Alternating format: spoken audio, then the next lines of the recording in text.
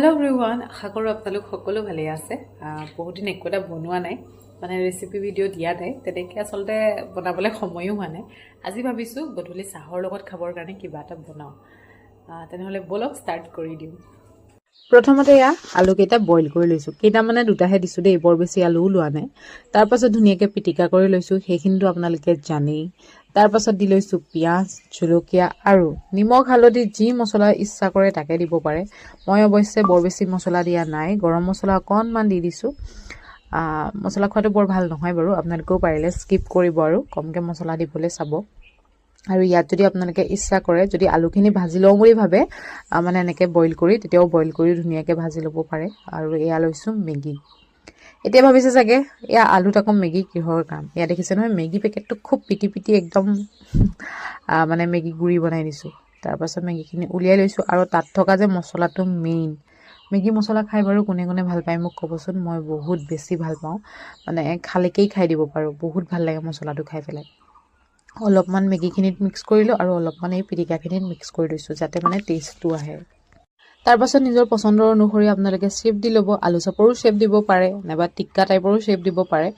যদি আপোনালোকে মোৰ নিচিনাকৈ এনেকৈ টিক্কা বনাব পাৰে, মানে এনেকৈ গোল গোলকৈ, তেতিয়া মানে কি হয়, তেলটো কম লাগে। এনেই আপোনাৰ অলপ তেলটো বেছি লাগে।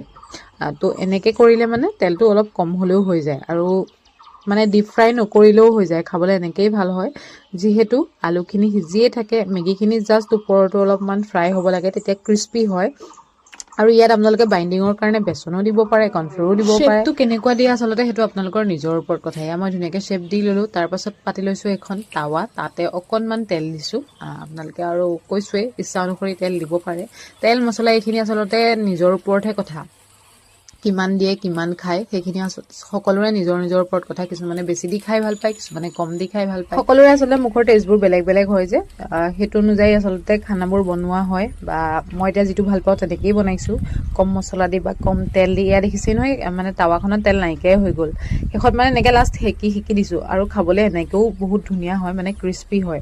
আপোনালোকে এনেকৈ এবাৰ ট্ৰাই কৰিব, কম তেল দি, মানে কম তেল আৰু মছলা দি। যিসকলে মছলা অত্যাধিক খায় তেওঁলোকে মানে এনেকৈ এবাৰ খাই চাব পাৰে, কাৰণ স্বাস্থ্যৰ কাৰণেও ভাল হয় কম মছলা খোৱাটো। আৰু ইমানেই আৰু, এনেকৈ ধুনীয়াকৈ মানে দুইটা ছাইড অকণমান মানে কালাৰটো চেঞ্জ কৰালৈকে ভাজি ল'লোঁ। আৰু এয়া হৈ গ'ল আমাৰ আলু চপ।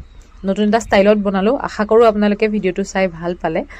এনেকৈ ট্ৰাই কৰিব আৰু কেনেকুৱা পায় মোক জনাব। আজিলৈ আহিছোঁ।